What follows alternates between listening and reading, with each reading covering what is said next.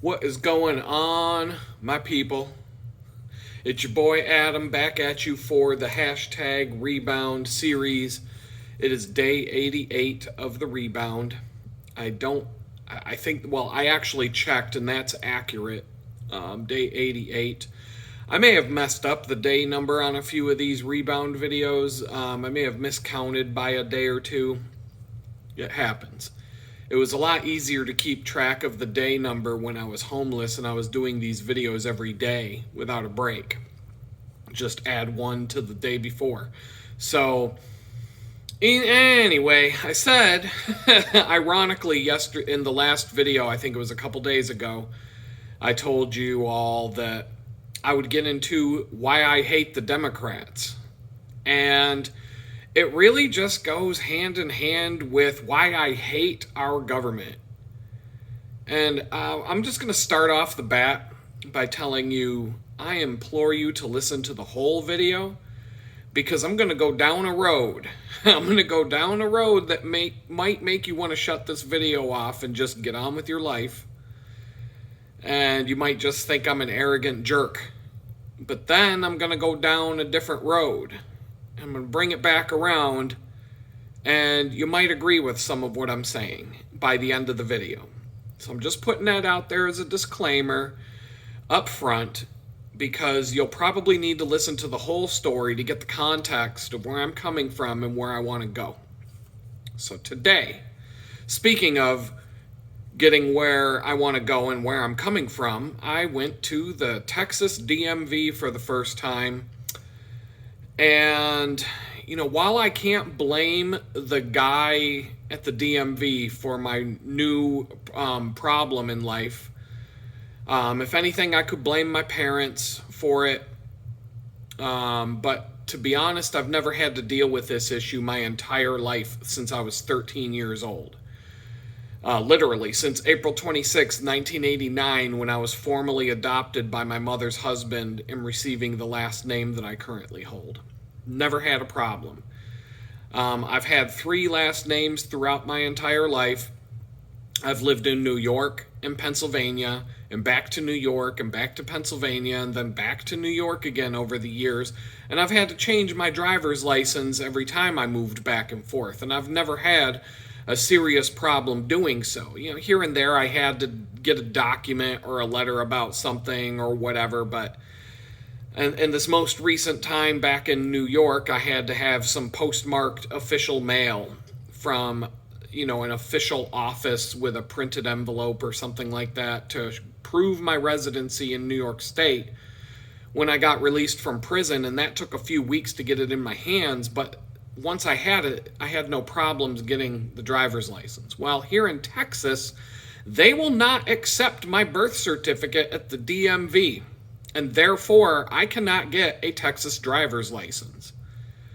And this is going to have a snowball effect for me going down the road. It doesn't mean that I'm illegally driving.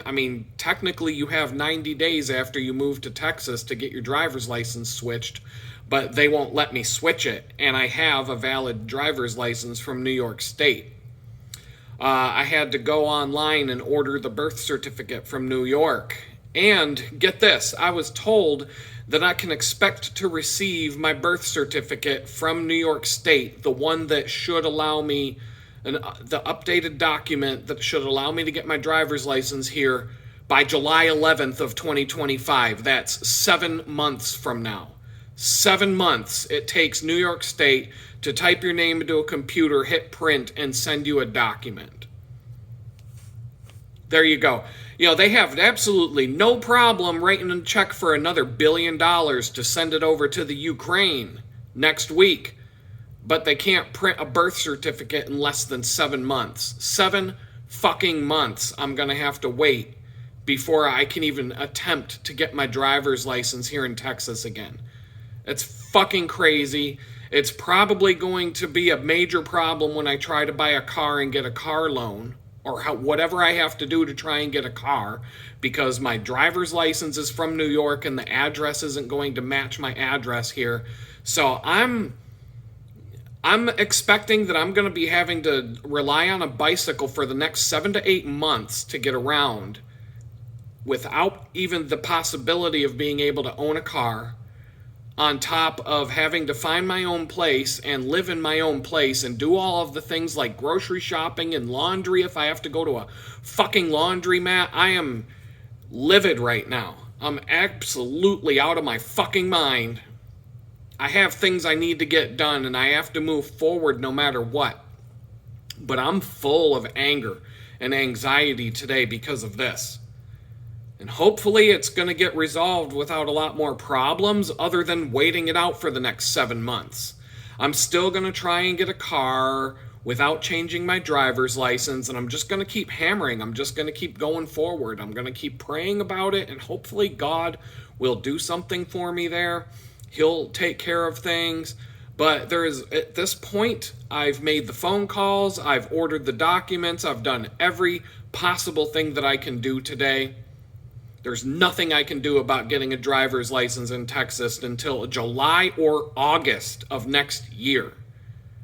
Nothing I can do about it. If I get pulled over driving and a cop wants to give me a ticket because I spent more than 90 days in Texas without changing my driver's license, well, Texas, you can choke on a fucking dick as far as I care. Because I went and did what I was supposed to do, and you fucking bastards won't take the paperwork that all 49 other states in the union will take. But, that's just how it goes when you're dealing with these fucking dipshits in the government. So, whatever. I tried to do it. They won't let me do it. Like I said, I've freely moved between New York and Pennsylvania more than once, each direction throughout my life. I never had this problem before. I've been using the documents that I have since I was 13 years old and never had an issue with it. But once again, there's nothing I can do about it. It's in God's hands to figure out now. But I can add one more bullet point to my slide deck about why I hate this fucking government. I hate the United States. I absolutely fucking hate this country with every fiber of my soul. I hate it. I hate this government. I hate everybody that works for this government. And the government, since the day I was born, has been the cause of most of my problems I've had in life. Every time I'm about to make it, every time I get something set up for myself, every time I'm on a roll, every time something's going good for me, here comes the fucking government to rip the rug out from under me, take everything I fucking own, and destroy my life and everything I've worked for my entire life. And I'm not talking about the day that the FBI decided to plow into my house with a tank. I'm talking about 6, 7, 8, or 9 times throughout my life that the government has completely fucking destroyed my life, and I've had to rebuild from nothing over and over and over again because of these fucking corrupt pieces of scumbag shit. I fucking hate you people.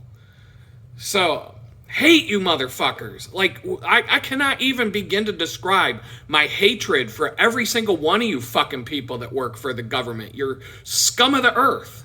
All of you. I've dealt with nonstop problems from raising my daughter, from the corrupt Pittsburgh family courts, the IRS, the Department of Labor, the Department of Justice now, the Department of Motor Vehicles, you name it. Every single alphabet combination for a group of government douchebags has been a problem in my life at one point or another. And I'm not going to list it all out because it would take 10 days to do it. And listen, man, I'm far from alone here. You find me a person who's never had a problem dealing with our government, and I'll give you $100. Because that's all I could really afford to lose right now. But I know that you aren't going to find someone who can honestly say that they've never had a problem with the government that negatively impacted their life. I don't even think you could go through history, any point in history, and make that claim. In fact, one of the most famous quotes from former President Ronald Reagan was when he said, "The 9 most terrifying words in the English language are, 'I'm from the government and I'm here to help.'" When the government shows up saying they're here to help, that means you should run. Run, get away, get as far away as you can. So, anyway, take all of what I just said in that big long rant with a grain of salt. I'm not lying. I expected to have some kind of hassle at the DMV today. I don't even go to the post office anymore without expecting some kind of ridiculous hassle from some government nitwit.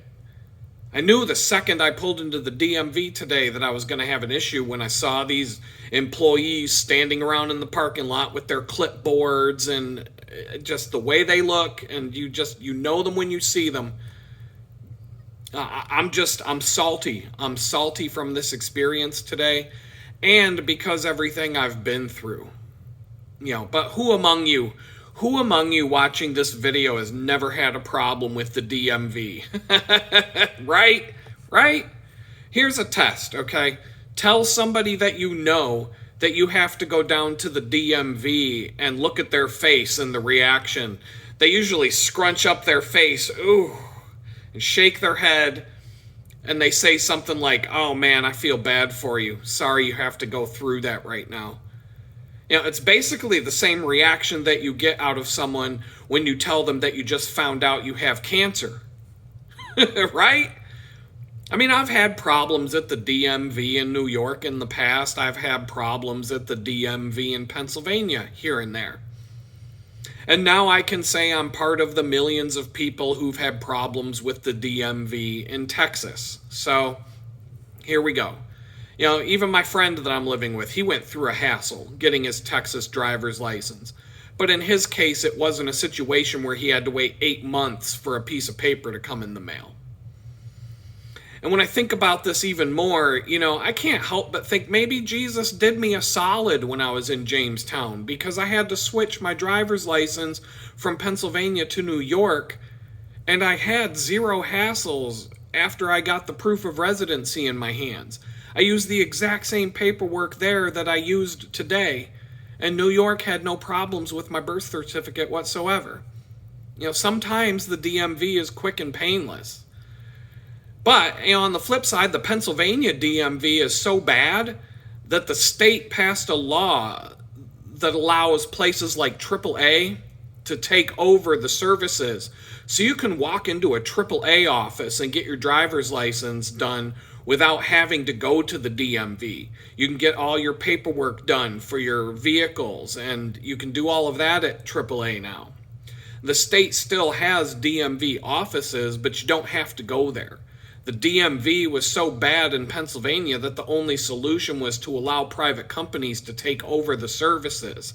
And as a result, the DMV even got better when there was competition. I don't understand why, but there was a time my driver's license had expired. And I had totally forgot. I didn't know. In fact, it had expired 2 weeks ago. And I started a new job. And the HR director pointed this out to me, and he said, "I can't get paid until I get this taken care of because of the I-9 paperwork, just more government bullshit to hate them for." But I walked down to the DMV office in Pittsburgh, in downtown Pittsburgh, expecting to be there for the rest of the day. 10 minutes later, I walked out of there holding my ID card, my new card, and went back to the office, gave it to the HR director, and the problem was solved before lunch. In Pennsylvania, they'll print your driver's license right on the spot, and they'll hand you the actual card, whether you go to the DMV or you go to AAA or any of those places. In New York State, they have to send it through the mail. I think in Texas, they do the same thing. They give you like a printout that makes you legal to drive, but your photo ID card takes some time to come in the mail. Okay, fine, whatever. Like I said, I'm just salty right now. When I have a hassle with a government official or an office like I had today, it triggers all of the bad memories of every hassle I've ever had with this shitty government. And any time the government ever swooped into my life to destroy everything I've ever worked for in my life, which has been several times. This did not start the day the FBI drove a tank into my house. And someday I'll get into some of the stories. But I've been dealing with this government corruption affecting my life since I was 20 years old. I would say that's when it really began. And now I'm 49 years old, and I've experienced 29 years of non-stop incompetence and douchebaggery from this fucking government, and having my life flipped upside down over and over and over by these scumbags. And my experiences with this over and over and over are a big part of the reason why I got so angry back in 2022 and put out some social media posts that caused the FBI to drive a tank into my house and put me in federal prison over it.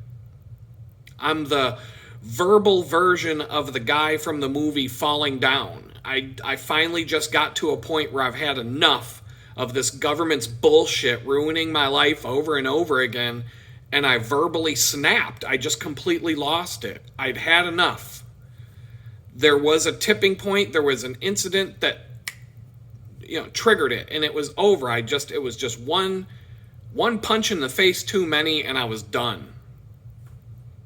But right here is another example of, I've been talking about this, where I just need to figure out how to let go of the past and stop holding on to all this animosity and carrying around a grudge for these things that have happened and things people have done to me, whether they deserve my anger toward them or not.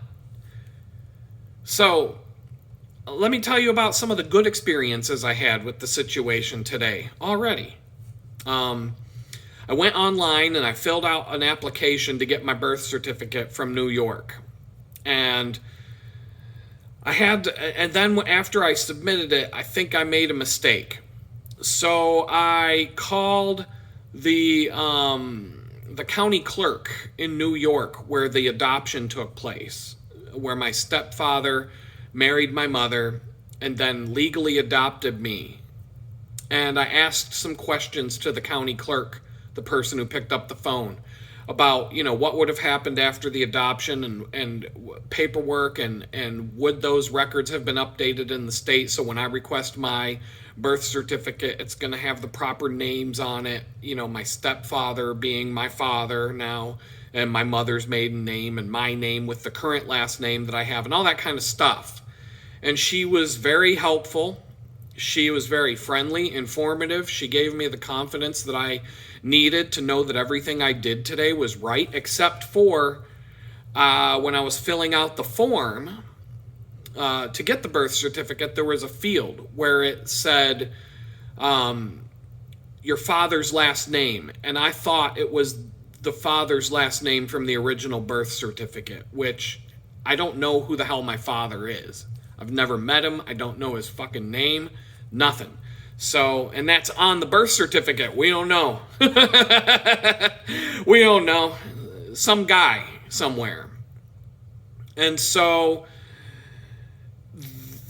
that's what I put as the answer to that question. And then I'm like, wait a minute. I think I was supposed to put my stepdad's name because the document should be updated with his name as my father. And so I had to call the company that does the processing for these birth certificate requests for the state of New York. It's a private company now. They put all the stuff together and they send it to the Vital Records Office, and then the Vital Records Office drags their ass for about 6 or 7 months and sends you a piece of paper.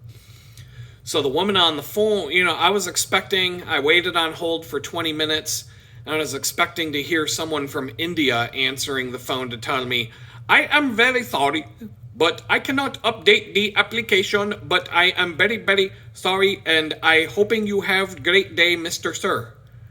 And that's basically what I was expecting. I wasn't expecting any help at all. But no, I actually got an American woman in a kind, helpful American voice who listened to my concerns about the form, and she took the time to explain some things to me. She was knowledgeable about the subject. She knew what needed to be done. She told me, she corrected the field that I thought I entered wrong, and she added all of the notes that I told her about the adoption date, the previous names, the other things, all of the things that I would need, and she double-checked everything, and we kind of went back and forth to make sure all the information was accurate, so that when this goes over to the Vital Records Office at New York, she even told me, she's like, I'm looking at this, I don't see any problems other than the length of time it will take. And she said, because New York State is notoriously slow in processing these requests. So she's like, I apologize for that, but they are insanely slow. And, you know, I'm just going to tell you to hold on and wait. But I don't see any reason why they would deny your request or give you any kind of problems from here. I have everything you should need. Fingers crossed.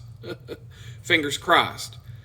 Like I said, she was polite and kind, and I was friendly and polite and kind. I don't get jacked and throw fits at people. Especially, you know, even the guy at the DMV, I know it's not his fault that he had to turn me away. Maybe it was. I do kind of wonder that if I went to another DMV office with the same paperwork, would I just get my license? You know, I think sometimes you do have a situation where you talk to someone on the phone, they say no, you hang up, you call back, you talk to them on the phone again, they say no, you hang up, you call back. The third person might say yes, where everybody else said no, and all you needed was the one who said yes.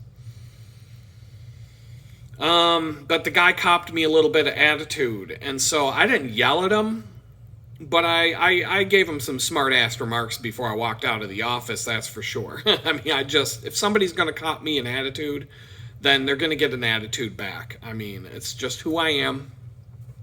But right now, I'm satisfied that I did everything that's within my own power to do. And at this point, there's nothing else I can do.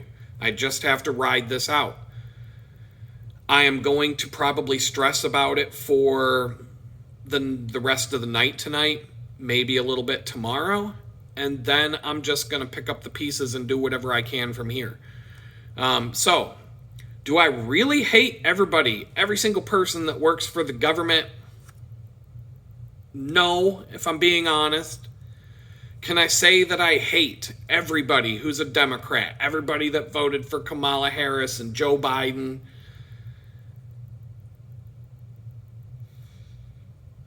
No, not if I'm being real. Not if I'm being real. I mean, if I'm being real, before Trump came along, before he was president for the first time, I used to get along with everybody, regardless of your politics. I really can't stand either one of the two scam parties, the Republicans or the Democrats, and the politicians who belong to either of them, because they're all a bunch of crooked scumbags. And so, you know, who somebody voted for was not something I would consider when it came to my friendships with them. But then came Donald Trump. And I know within a year or so of him becoming president, the politically charged atmosphere was starting to get out of control. And this was like 2017. And I didn't like the Democrats anymore. I really started not to like you Democrats anymore, as a whole, just generally speaking. And I think it would be a good idea to get into some of the reasons why, but the division was starting all the way back then, and it was already getting pretty serious. I had already moved out of the city of Pittsburgh to Amish country in 2016 because I was over living in the city. I knew something bad was coming. The Obama years, you could see it fomenting. You could see things happening that I just knew. I don't want to be in the city anymore. Things are about to go down. I don't know when, I don't know what. But when I told everybody that I was moving out 70, 80 miles outside of Pittsburgh to go live with the Amish, they all laughed at me, especially my Democrat friends in the city. And see, I'm basically half hillbilly and half hipster. My redneck friends call me a pansy city slicker hipster douchebag. My city friends call me an unrefined hillbilly redneck.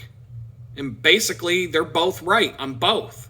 I don't fit in with any group. I've never fit in with any group. You know, I used to enjoy, back in the day while I could, going out to the woods and driving around in the mud and shooting guns and going to archery competitions and eating meat and starting big fires and blowing shit up and doing all kinds of redneck shit. But when my redneck friends ask me what kind of beer I want, and I say, do you happen to have any delirium tremens in the cooler today? The gig is up. Now I'm just some douchebag city slicker hipster. And I'm not drinking down your watered down redneck piss beer like your Miller Lite or your Coors or your Budweiser. I'm not touching it. I'd rather drink water at that point. So no. And listen, you redneck hillbillies, I've been to more operas, ballet performances. I've seen the Pittsburgh Symphony and other symphony orchestras over and over, more times than I could ever count. I've been to Sarah Chang in concert and Yo-Yo Ma. I've watched Yo-Yo Ma perform live on stage. I've seen numerous musicals. I'm not a real big fan of the musicals or the opera. But you could ask my daughter how many times I took her to these things. It was almost weekly when she was a kid.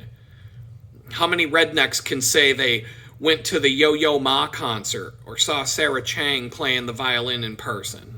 You know what I'm saying? The only concert these people ever went to was the Kenny Chenzi concert at Heinz Field, where they would trash the whole parking lot and make the city of Pittsburgh pay $2 million to clean up their mess every summer. But let's see, I drove a Jeep Wrangler and a pickup truck, but I also drove a Mini Cooper. So I had 2 redneck mobiles, and my pickup truck even had a Don't Tread on Me license plate frame.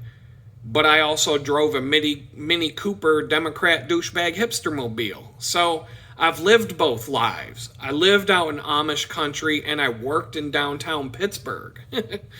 I lived by people out in Amish country who talked about going to Pittsburgh, which is an hour away, like the time the family went to Disney World back in 2009. And I worked with people in downtown Pittsburgh who would talk about that one time they went out to the Amishville where I lived and thought everybody was weird and stupid, but boy, were the pies delicious. So the point is I got along with everybody. I pretty much got along with everybody. And then came 2020. And that's where the getting along with everybody stopped. And it stopped cold, dead in its tracks. And it stopped because, frankly, you Democrats, collectively, you did a lot of shit that ruined our lives in so many ways that I can't even list them all. But you were all running around acting like a Jim Jones vaccine Kool-Aid cult. You ruined businesses. You forced people to become poor and destitute. You killed people with your vaccines. You killed people in nursing homes and old people who didn't have to die over getting the flu. You fired me from a remote job where I worked from home because I wouldn't take an experimental shot. I saw friends, family, and people have their careers and their lives ruined over your Democrat bullshit. You kicked us out of stores. You kicked us out of restaurants. You shut down businesses. You threatened everybody. You threatened to throw us in concentration camps because we wouldn't go along with your fucking bullshit.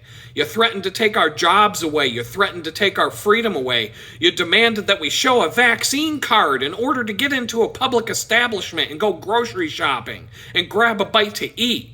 You demanded that families not gather with their loved ones for the holidays, and you ratted out your neighbors for having friends over to their homes. You're a bunch of fucking scumbags, and I don't think I can ever forgive you for this. I really do hate every single one of you fucking dirtbags for the shit that you've done in the last few years. I fucking hate you.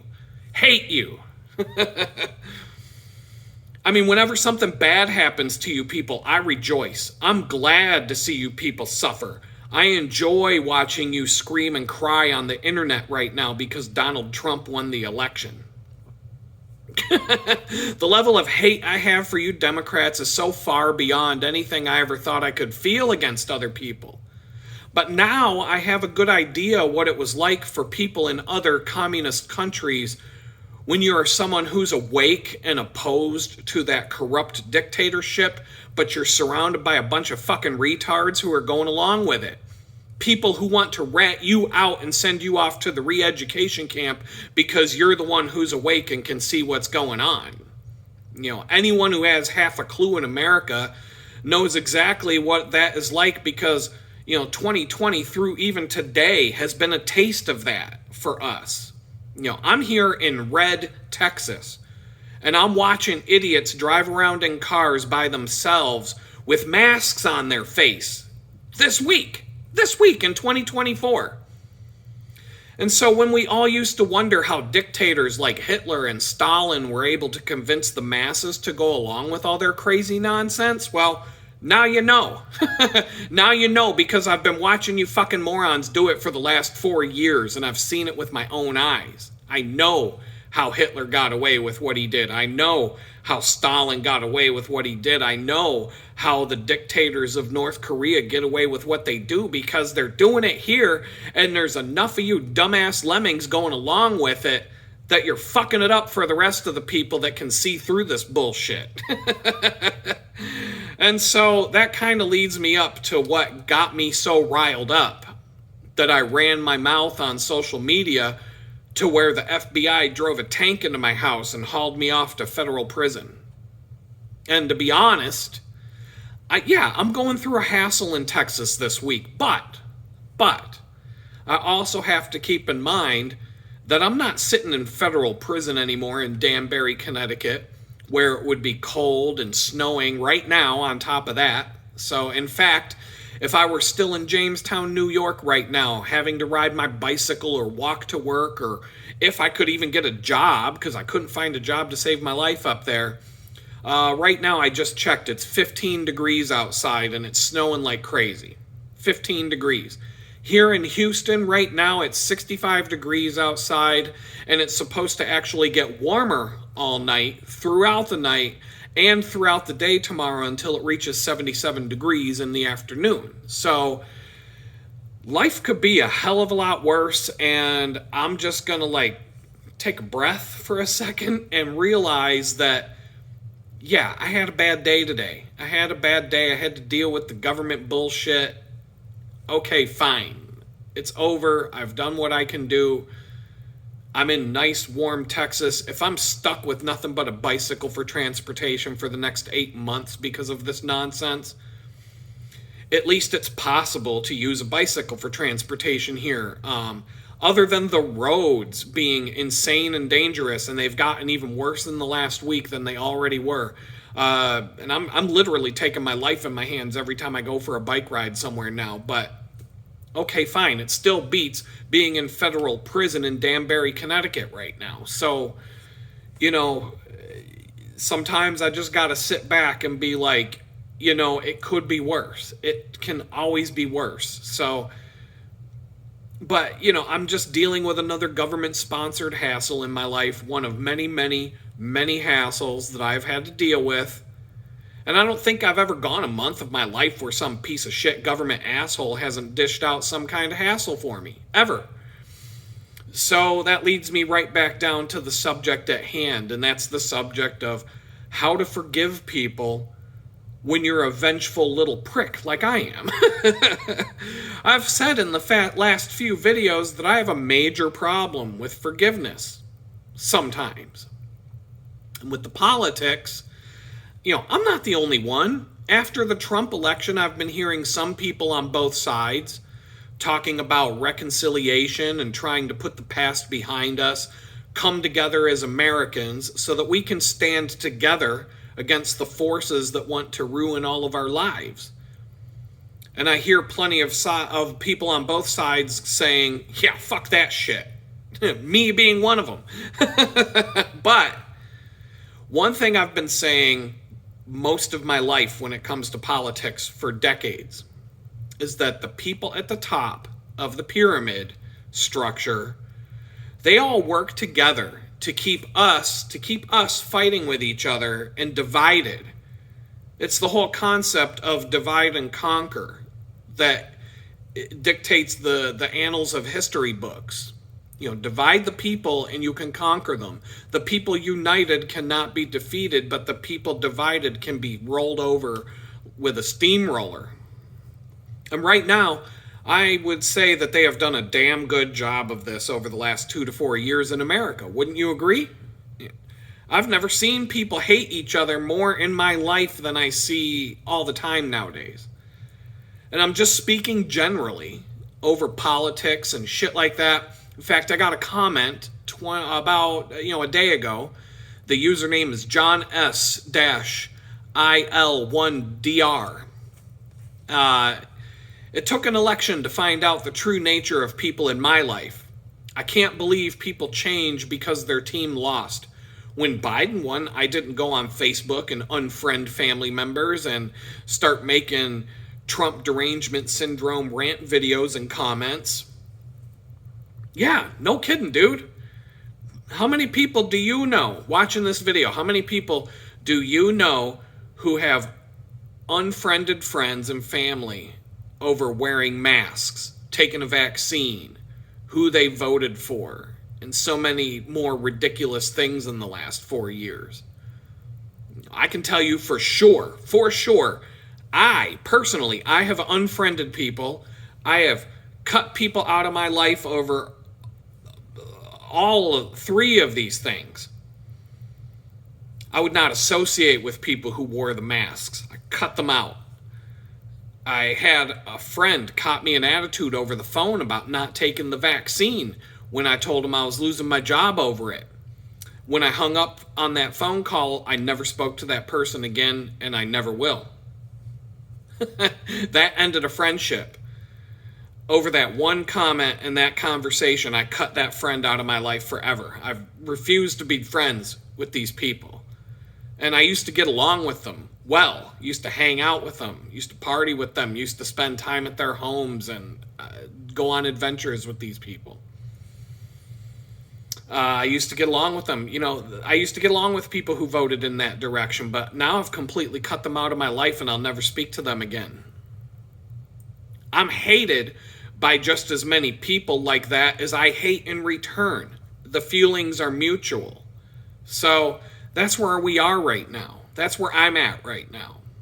Look back at the Revolutionary War, and if you read books about it, you watch documentaries, you study this, families were torn apart because some people in the family took the side of the British, others took the side of freedom. How many people never spoke with their siblings, cousins, parents, aunts, or uncles again, or even their parents after the Revolutionary War? How many of the people who were on the wrong side were driven back to the boat to sail back to England where they belong, right? I'm just saying. But where does this all lead, right? Unfortunately, I know that all this division amongst us plebs makes it easier for these scumbags in Washington, D.C. to control everybody. These scumbags in Washington, they put on this big illusion of not getting along with each other and fighting with each other. But then they all show up to the Eyes Wide Shut party together and clang their champagne glasses together, laughing at all of us while they steamroll over everybody. They, ha ha ha, let's send another 500 million to Ukraine. Ha ha ha ha. Fuck North Carolina. Those people, let them eat dirt. Let them eat dirt. And what do the plebs, what can we do about it? Nothing. They just get away with it day after day after day because we're all divided and we won't unite and tear these people down. So there's my dilemma, right? How am I supposed to do what God wants me to do and go where God wants me to go in my life if I'm not only unable to let go of all this hate and animosity I carry towards specific people who have done me wrong in some fashion over the years, but when I carry around all this hate and animosity toward people I don't even know? I mean, there have been times where I'm driving around and I see someone in their car driving around by themselves with the stupid mask on their face, and I just look at them and go, just for that, just because, fuck you, idiot. I don't even know this guy, but you're wearing a mask, you're driving around in a car all by yourself, fuck you, that's why. I don't like you, go to hell. So that's where I'm at right now. And, you can read the Bible, and I'm watching The Chosen, and, these people back in Jesus' day, they weren't much different. The Jews hated the Romans. The Jews hated the Gentiles. They hated the Samaritans. When you read the story about the Good Samaritan, the Jews were walking by going, fuck that motherfucker. He's a Gentile. Get him away. You know what I mean? Like, they hated anybody who wasn't a Jew just for that reason. and whether or not they even knew these large swaths of people that they hated. You know, Jews hated all the people who weren't Jews. And, you know, I can honestly say I know Jewish people who are like that to this day, and I can speak from experience. I had a girlfriend who was Jewish, and I heard some crazy shit from her and her family. So I'm just going to leave it at that. But I know Jews who hate people who aren't Jews just because they aren't Jews. And, you know, I mean, history talks a lot of, you know, we know throughout history there have been a lot of groups of people who hate the Jews for being Jews. Just for that. So, look at me, man. I just said I hate everyone who works for the government, and I hate everyone who works for or who votes for the Democrats. Everyone, right? And I'm carrying all this hate around with me, and to, like, here we go. Is carrying around a bunch of hate for a bunch of strangers and people I don't even know, is this doing anything to make my life better? No, it's not. It's not. And what am I, and think about it even more. Like, what am I giving up in exchange for holding on to all this hatred in my blood? Have I thrown away some opportunities? I obviously threw away the opportunity to stay free and live in a nice house out in the woods before the FBI came smashing into my house. I threw away all that out of my hatred towards people I don't even know. Friendships I've tossed to the curb. Experiences, are there experiences that I never had before I even knew I could have them, or other really awesome things and rewards I could have claimed just by not being such a vindictive prick? Probably. I'm going to go out on a limb and say probably so.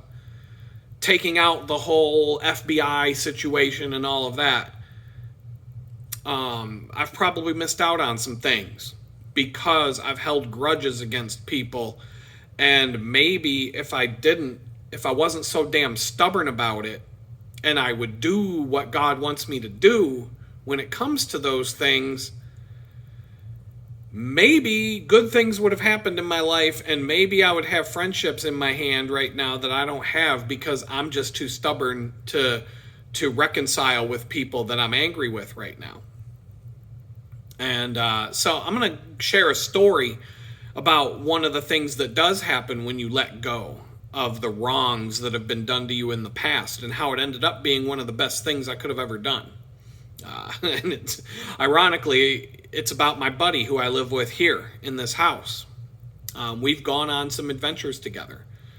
I might be a little more adventurous than he is sometimes, maybe a little bit, but both of us are definitely adventurous, and I've got plenty of stories to back that up. So this one time, I'm going to start out with one experience. I took him on a 30-mile mountain bike ride in Maryland, and he wasn't ready for it. He was all for doing it, but I would say about a quarter to a half mile into it, he was already like, I can't do this. Like, oh, this is, what was I thinking? And I just egged him on. And especially considering that the first 10 miles of this bike ride were a steep uphill climb to the top of a mountain for 10 straight miles, followed by another 10 miles of riding the spine of the mountain on a gravelly ATV trail that was kind of rough and washouts, and it was kind of it took a lot of, even though it was fairly flat, it took a lot of energy to pedal through the gravel, and some of the terrain was just, it sopped a lot of your energy. And then the last 10 miles of this ride were all downhill on some steep, windy mountain roads, all the way back down to the bottom of this valley where we were camping. And on the way down, we made a stop for a pint of Ben & Jerry's at a camping store at the top of the mountain. But needless to say, my friend was pissed. He was pissed off. Oh, he was so angry. About 1.5 miles in, all the way to where the rest of the ride would be downhill. And by the time it was downhill, you still had to use your brakes. You still had to, like, pay attention. It was still dangerous because you're getting some speed. These hills were steep.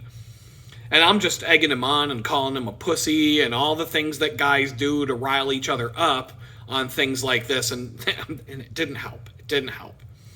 The rest of the weekend got a little tense here and there. But to this very day, we were just talking about it the other day with some family and stuff.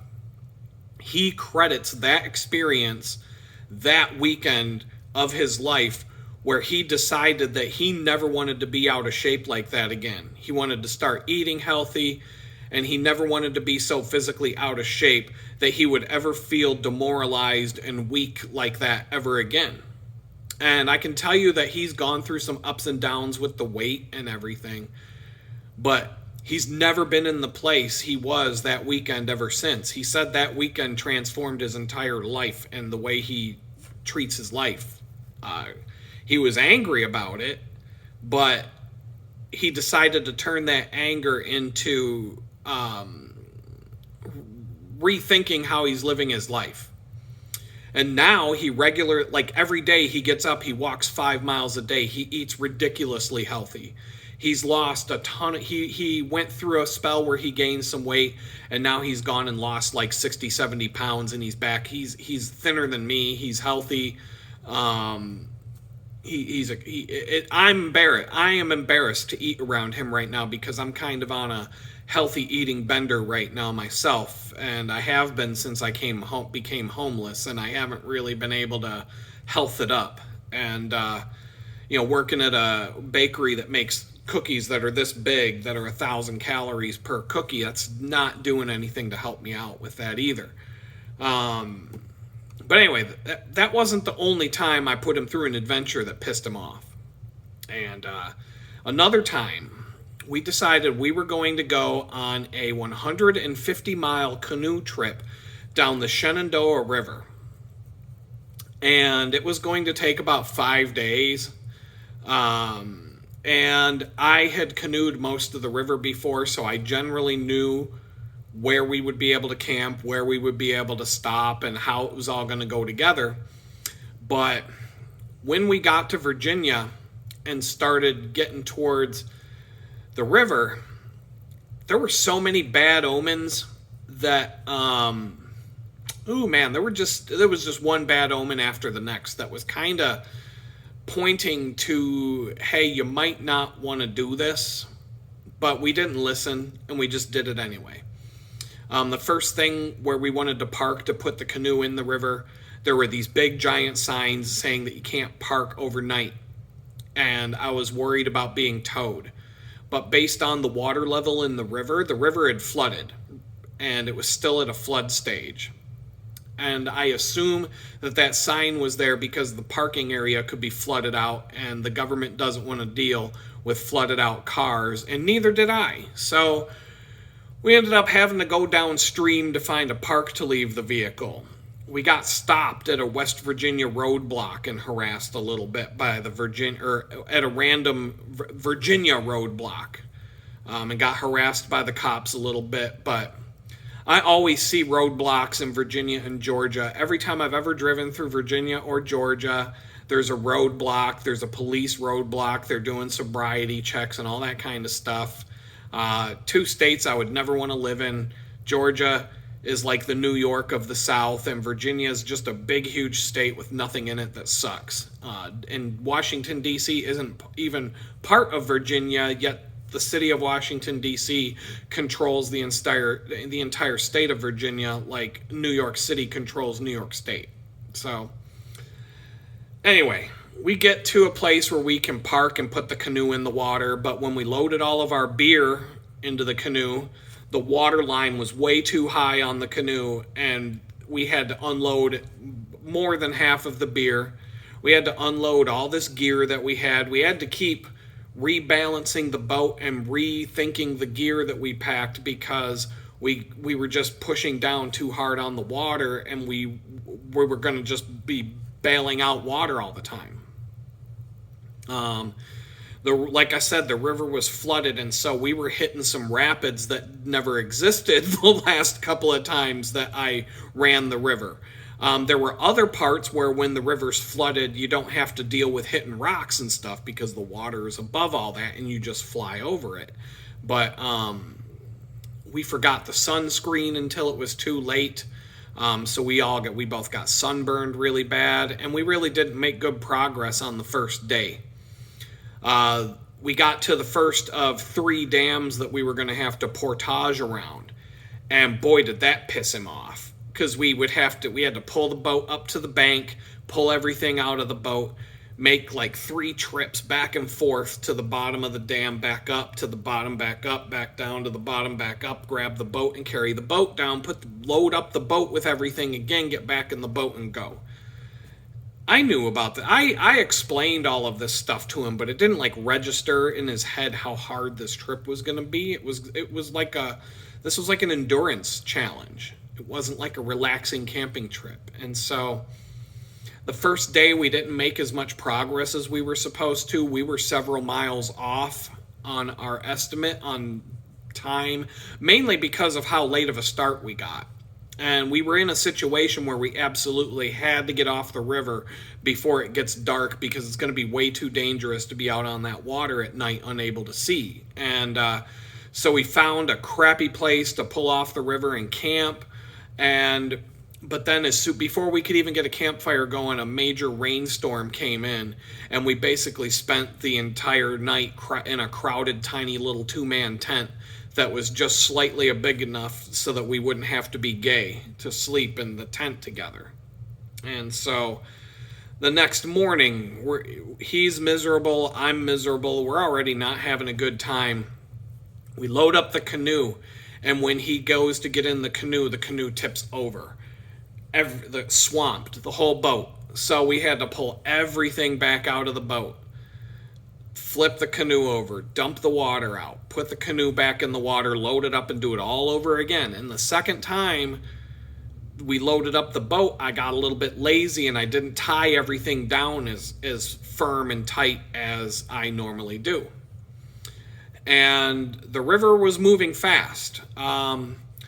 This family of ducks came out of the weeds next to us and got in the river with us.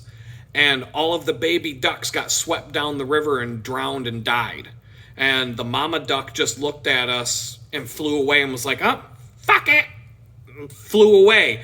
After all, we just watched a whole line of baby ducks just get killed and drowned in a fast-moving river.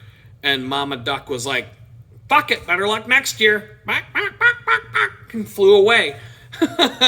And it was kind of sad to watch. We were just kind of sitting there dumbfounded and thinking about how fucked up it was. And I'm sure one of us said, I think that's a bad omen. And then, boom! In the next set of rapids that we got to, a few bends down the river, we ran right into a rock. And the boat just jammed on the rock, hard. Like, just completely just stuck like super glue to this rock. And all the gear started coming out of the boat and floating downstream, and it took everything that I had to get my hands around the handle of the bag that had our phones and our keys to the vehicles and all the important things that we absolutely must not lose were in this one bag, and I held onto that bag with my life. All this other stuff went flying downstream. So we gathered up all the stuff that we could carry. The river was about, up to my chest deep at that point, and it was flowing fast. The boat is stuck to the rock. It's not moving. It's not going anywhere. We salvaged as much as we could and dragged it all to the shore. And then I went over and I wrestled with this boat, and I finally got it unjammed from the rock. And I probably could have gotten killed from that. There's a lot of cases where the same exact thing happens to people, and people get stuck under the boat, and then they're unable to push the boat off of themselves because of the water pressure above them. So in my case, I made sure that I never got in front of the boat. I was always working from behind the boat and just wrestling with this thing, getting it to move a millimeter, a centimeter or two at a time, and just wrestling with this thing until it finally broke free of the rock and went downriver. And then I just swam with it until the water slacked up a little bit, and then I just pulled it out of the river and dragged it up onto the shore, bailed it out. Okay, now we got the boat back.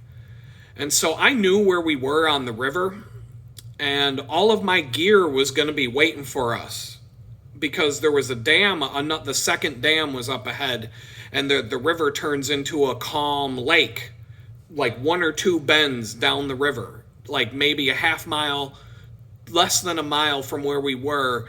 The river stops flowing and it turns into slack water, and it's basically a lake, and you have to paddle across this lake for a mile or 2 to get to the dam.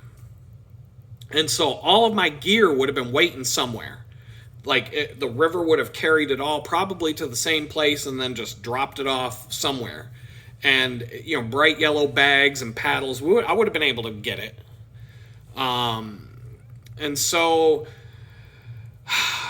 my friend, he completely flipped the fuck out. He was so mad. We got into a screaming match on the side of the river, screaming and yelling at each other. Bad. Like, we were about to go to blows over this. And, you know, in my friend's defense, he had like one shoe that was on the wrong foot, and he had a flip-flop on the other foot because his other shoe and the other flip-flop were floating downstream somewhere. We lost a bunch of our food.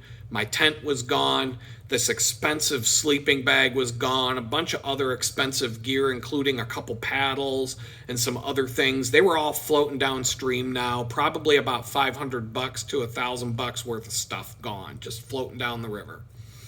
So after we got into an argument, he didn't want it. Like, the trip was over for him. We're done. But I tried convincing him just to get back in the boat so we could go scoop up as much of my stuff as we could and then get out of the river and call someone to give us a ride or whatever. And he was like, hell no, I'm not, blah, blah, blah. And we got into it again, screaming and yelling at each other. And so I had to make a choice. And I had to choose between leaving my friend stranded on the side of a riverbank or sticking by and hanging out with him while we call someone to come and help us. And the guy that we called to come and help out, ironically, was one of the armchair patriots I talked about in the last video, and he actually drove 3 hours each way to come and help us. I think that was about how far it was for him. I can't remember, but it was far. He had to spend an entire day of driving to come and get us, drive us back to where my vehicle was parked, and then turn around and go back home. And so, like I said, we all used to be really good friends before I got arrested, but after the fact, things changed.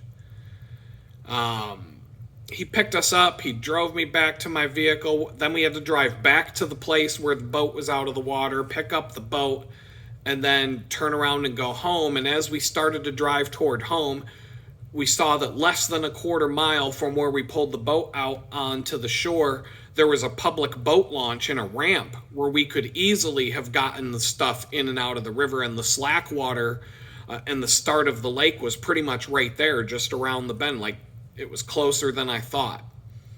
And so as we're driving down the road, I knew my stuff is right there. My stuff is right around the corner, just sitting in the slack water, because there's no current after you get to this one spot.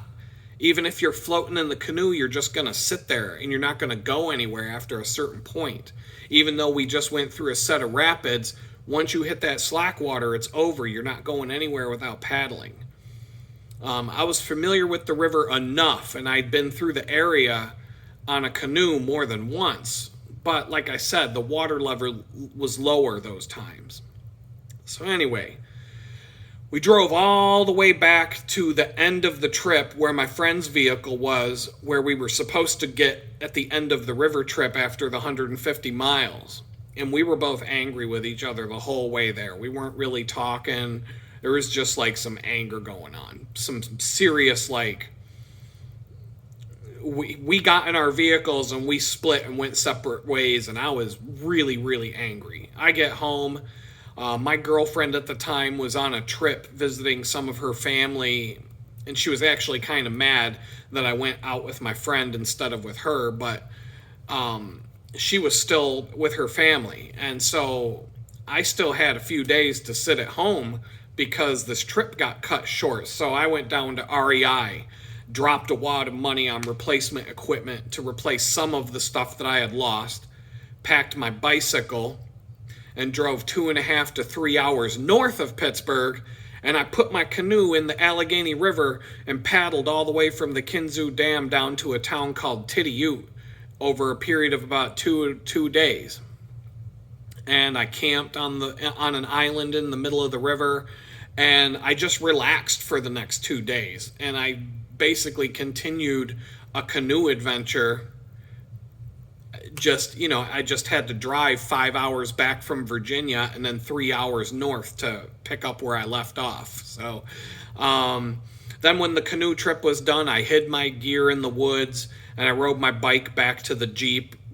Then I put the bike on the Jeep, went back to where I dropped the canoe, grabbed my canoe and the other stuff, and then I drove home and met up with my girlfriend who had just gotten back from her trip. And I told her how angry I was, and that me and this dude, we're no longer friends. Well, I'm no longer friends with him. We're done. I'm never talking to him again, blah, blah, blah. And I was mad as hell. Mad as hell. This friendship's over. We're done. I'm never talking to him again. I'm never calling him again, blah, blah, blah. Mad.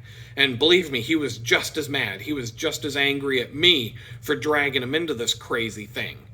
And he lost some stuff too when the canoe flipped over. And so, we were both pissed off, mad. And so a day or two goes by. And then I call up my friend and I basically said, hey, man, I know we were both pissed off about that. I know that neither one of us anticipated how crazy this trip was actually going to be. We could have definitely done things differently. We could have made this a more relaxing trip. And I understand why you didn't want to get back into the river when you didn't even have any dry clothes and all you had was a flip-flop and a sneaker on the wrong foot. And after all that, I just wanted to let you know I'm not mad. I'm not mad about losing my stuff, all the things I was angry about. And I'm like, dude, we've been good friends for a really long time. And that would just be really stupid to hold on to a grudge like that. And he turned around and he was like, yeah, man. Yeah, I thought it was going to be easier, and I really didn't know what we were getting into either. And I'm sorry I flipped out like I did, but it was just a crazy situation. And all I wanted to do was hang out and chill out and drink some beer after a bad week of working at the restaurant. And that crazy trip turned into a Survivor Man episode, and I just couldn't deal with that. So, my bad. Sorry about that. And like that, we were good friends again. I forgave him, he forgave me, and we moved on and we forgot about it. And, to this day, I've never found a tent that I like as much as the one I lost. I've tried for years to find a replacement for this tent that I would like as much as I liked that tent, and I've never found it. But, to be honest, the thing would have fallen apart on its own eventually. I've had many adventures and good times with this good friend of mine since that time and to this day. And just last week, we were telling somebody the story, and we were both laughing about it. We laugh our ass off about it when we talk to people about this story now and how crazy it was and some of the details that I left out with you guys just to save some time. But the point is, here I am now. I'm staying at his home in Texas after I was homeless in New York for a while. And yeah, there's been times in the past where I've been able to help him. I was able to help him get a good IT job in Boston when he moved there with his wife. And he was trying to get his foot in the IT world after working in restaurants for a really long time. And for me, effort-wise, it really wasn't much on me other than a few phone calls, and then I had to have some one-on-one conversations with a couple of people who were reluctant to hire him due to a lack of experience, and I had to set them straight and say they'd be idiots not to hire this guy. And later on down the road, those very people reached out to me to thank me for doing that because they all told me he was one of the best hires that they had made in a long time, and he was doing really well with the company. But, for me, it was just a few phone calls and a few, I pushed it through. But I was glad to do it. He's a good friend of mine, and I wanted to see him succeed, and I wanted to help him get on his feet, and I saw an opportunity. He was moving to the town. I was working for a company there. Boom, boom, I can make this happen for you. But we've had some really good times over the years, and even when we are living hundreds of miles apart, we talk regularly. I mean, over the years, I don't go more than a week without having a conversation with him. We were even dabbling at one point into doing some podcasting together, and we just generally have a really good friendship over the years. And yeah, I can get on his nerves and vice versa, but at the age I'm at now and the length of the friendship, I've been friends with this guy. I've known him since I was 15 years old, and now I'm 49 years old. So,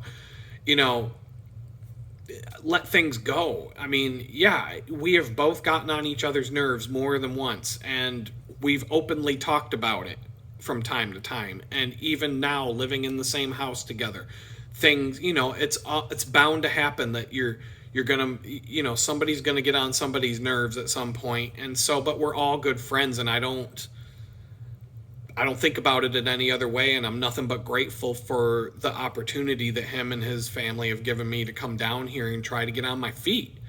And so there you go. There is an experience for me, or a set of experiences that are proved to me, that show me what can happen if I just let go of some of this anger that I'm holding on to with people from my past. Where would I, if I had walked away from that canoe trip and never talked to this guy again, where would I be sitting right now? And like, it just, that tells me something right there, that, it was one experience. It doesn't even mean that I have to reach out to everybody who I have and have had a beef with and become friends with everybody again. It doesn't even mean that I have to speak to them again, but there is this peace of mind and a tranquility that comes with letting go of the anger that you feel towards someone. And so that's my goal, and I'm trying to do that. And so, aside from that, maybe there are some people who I could be friends with again if I can just let go and forget about some of this stuff, like the 2020 bullshit, and just put it behind and just try to remember we at one point in time used to be really good friends. Then this nonsense came along. I don't know. Can we reconcile? Can we get over that? Can we talk to each other again? Can we get past this? I know Jesus would love it if I did that. Jesus would be totally all for it. He would want nothing more than that. And that's what he ultimately wants from all of us, is to stop hating each other and get along with each other. And so, I even have other examples of things along those lines where good things have happened because I decided not to hold a grudge against someone or people. And I think it would be helpful, at least in my thought process, to hold on to that and remember that whenever I'm going down this road of anger and spite and resentment and dwelling on the past and all of that stuff. So back to the DMV guy. Do I really hate the guy at the DMV who wouldn't let me get my driver's license today? No, I'm not. I was a little bit exaggerating earlier in the video and getting all mad and just, letting it out and letting you, like I was demonstrating how I felt earlier today when I walked out of there a little bit like, fuck these motherfuckers and blah, blah, blah. And I didn't slam doors and throw temper tantrums, but I was like, I can't get my driver's license. And, I was just mad. Mad, but I'm over it. I'm going to move on. I'm going to do whatever's in my power to do.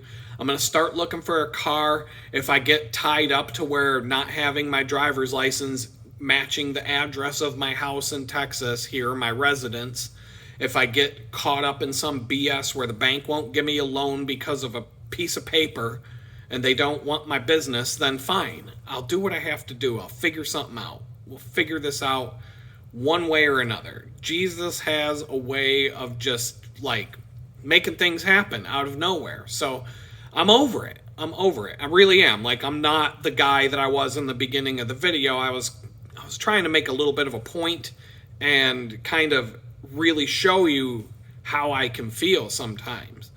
But I'm kind of like, maybe in the back of my mind, because maybe there's a good reason that I'm not aware of today that I need to get this situation with my weird birth certificate figured out and straightened out today, now. Because a year or two down the road, maybe there's something waiting for me that's going to come up, and I'm going to need that thing. And if right now it's an inconvenience, and it could be 7 or 8 months of hassle because I don't have it. But maybe a year or two down the road, I might be able to sit back and say, thank God that guy at the DMV wouldn't give me my license, because if I didn't have this piece of paper right now, I would be in real trouble. I would have a real problem right now if I didn't have this piece of paper. So there might be a day that comes along in the next couple of years where I'm thankful that this happened today and that I didn't have to deal with it 2 years from now, because 2 years from now, maybe there's a situation where I need that piece of paper and I don't have 7 months to figure it out and to wait for New York State to send it to me. So, I'm just going to hold on to the fact that maybe this all happened for a reason. I'm going to sit back. I'm going to try and let go of the anger. I'm going to focus on moving forward. If the opportunity presents itself to reconcile with some people from my past who I would otherwise push away due to the grudges that I'm still holding on to, I'm just going to try to remind myself that maybe something good will come out of it. That maybe if I just swallow my pride for a minute and just say, look, I'm not perfect. I've done dumb things. I've said things. I'm not perfect either. Remind myself that maybe something good will come out of it. And even if nothing good comes out of it, it really wouldn't hurt to be open to that, right? It doesn't mean I'm going to go out and start making phone calls tomorrow and, it's like somebody in an AA meeting trying to reconcile with everybody that they messed up with when they were drunk. But, maybe there's something to this, and maybe there's something I can keep in my mind as, maybe somebody's going to come back from my past, an old friend or who knows what, that I'm holding on to a grudge with now. But maybe if I swallow my pride and, turn the other cheek or whatever the case may be, and just try to be open-minded to reconcile with some of these people, maybe it'll end up being a good decision, and maybe I'll be thankful that I did it. So I keep that in mind, and it's like hour and 12 minutes into this video. So all I'm going to say to you all from here down in Houston, Texas, is hope y'all are having a good time, and hope y'all are able to get things done that you're trying to get done, and I hope y'all don't have too many problems with this crappy government. And with that, I'm just going to say peace out till the next video.